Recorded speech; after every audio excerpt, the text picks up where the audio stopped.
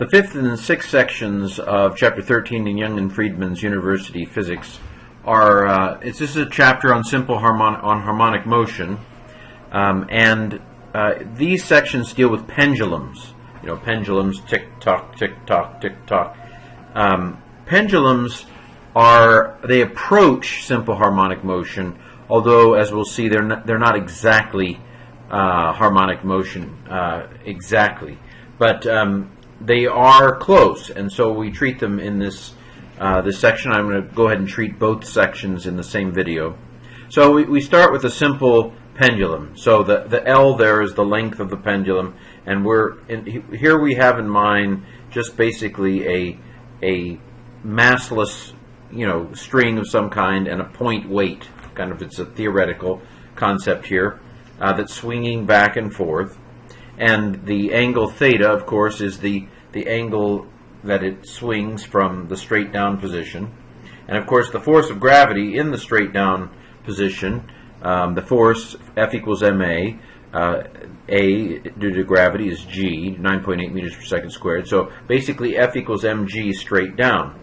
When the pendulum is at an angle, then we have to take the component of the mg, the component of the force due to gravity, to know exactly what the kind of tangential force is.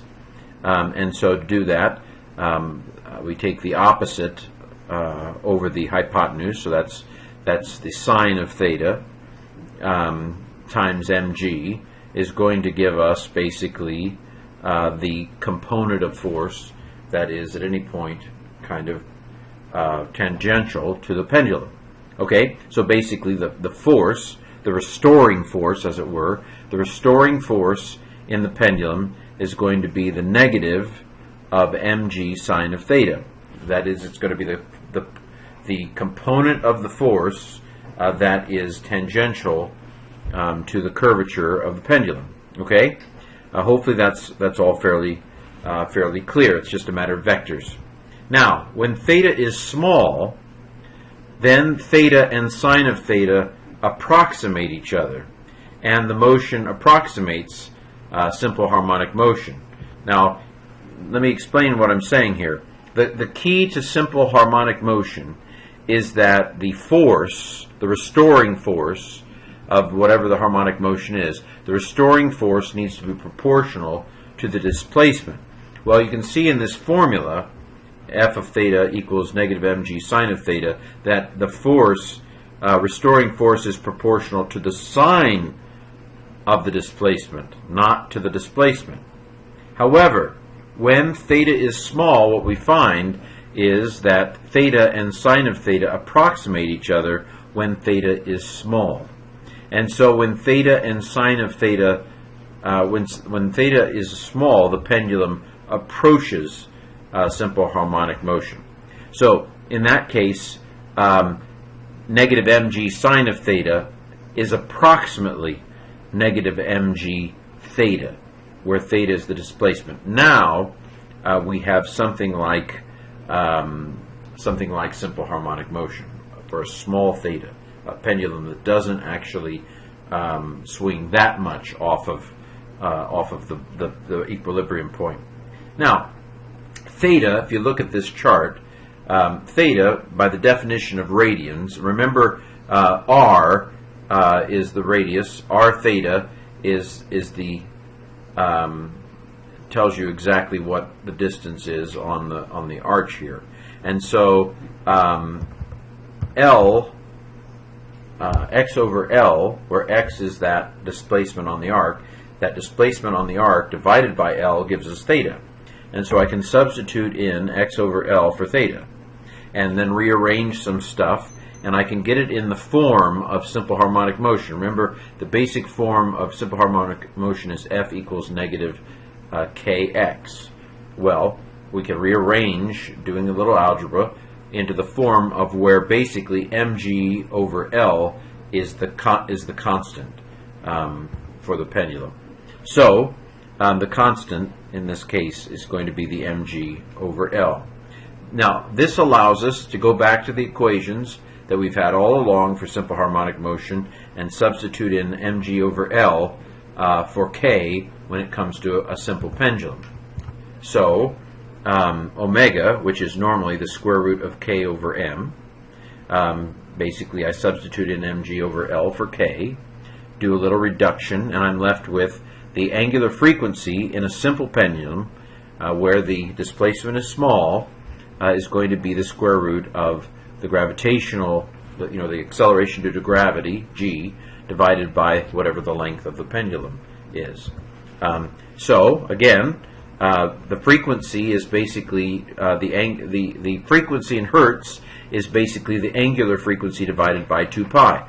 And so again, by just dividing the square root of g over L by 2 pi, I get the frequency in cycles per second, or hertz. Flip it, and I get the period, seconds per cycle. Basically, 1 over 2 pi becomes 2 pi, and the square root of g over L becomes the square root of L over g.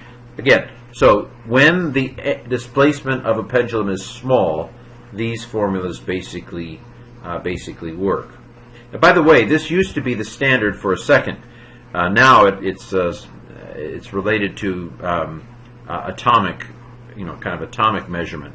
But in the good old days, the way that you measured a second was you took a 1 meter pendulum and then substituted in. So if t equals 2 pi, the square root of L over g, then if you substitute in a 1 meter simple pendulum divided by g, which is 9.8 meters per second, you can see that for a 1 meter simple pendulum, the amount of time it takes to go through a back and forth is almost exactly 2 seconds. And so a second was defined as basically one swing of a 1 meter pendulum. Not important, but I thought that was interesting. If you want to know the actual formula, remember, if theta is small, this works. Here's the actual formula. That basically, if theta is small, then all this part disappears, and you're just left with 2 pi times the square root of L over g times 1, which is, again, see the formula? This formula here is what happens when theta is small. This all disappears and becomes 1, and we're left with this. But here's the actual formula. And you can see it doesn't if you play it out, the textbook plays it out for 15 degrees, which is a fairly significant swing on a pendulum. And it's still not too far off of 2 pi times the square root of L over g. Okay, so that is the 5th section, the simple pendulum.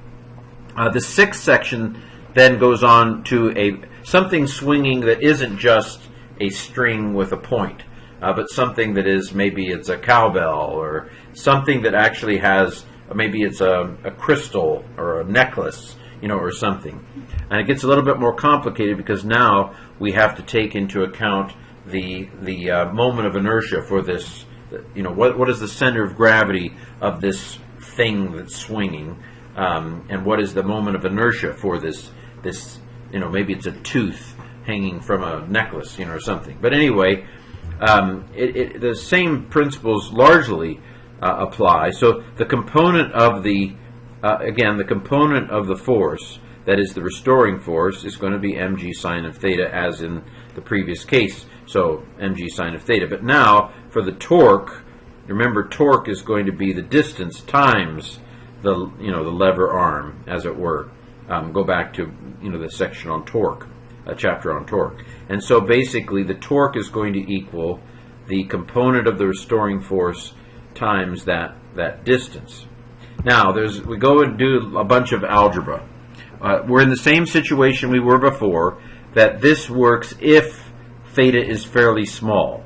If theta is fairly small, then the sine of theta approximates theta, and we're left with mgd times theta. Now we can do some stuff. So you'll remember from our chapter on torque that torque equals the moment of inertia times the acceleration of the thing that's torquing. And so basically, from this equation up here, we know that the acceleration is negative mg. Basically, we substitute this torque equals this torque, and so this is going to equal this. This is going to equal this, and then I solve for A, and I get A equals negative mgd over the moment of inertia times whatever the displacement is. Okay, so I've taken this and I've equated it to this, and I've solved for A. Now, I can go farther now. We know from earlier on in this same chapter that the acceleration in relation to simple harmonic motion is negative k over m times x. We know that from earlier in the chapter. So basically, if I compare this to this, I can see that mgd over I is doing the same thing that k over m is doing here. And I can basically say that k over m, in this case, equals mgd over I. Well, if that's the case, then now I can go back and substitute in the equation. You know, the angular frequency equals the square root of k over m, right? Usually. And so now I'm going to plug in this for k over m.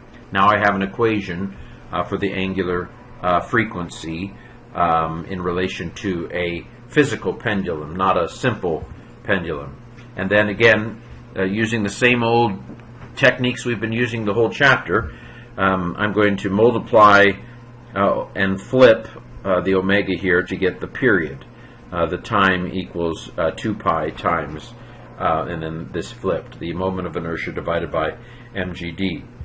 So that is basically these two sections, a lot of algebra, but the key is that you have these formula that after all of this hemming and hawing and substituting and rearranging, we end up with this formula for the angular frequency of a physical pendulum and this formula for the period of a physical pendulum. Of course, we could find F by flipping it there. So these last two formulas are the ones to get from section 6. And then if we go back to section 5, the thing to get from section 5 are these formula right here. If you don't understand how they got it, you can still do okay if you just memorize the basic formula.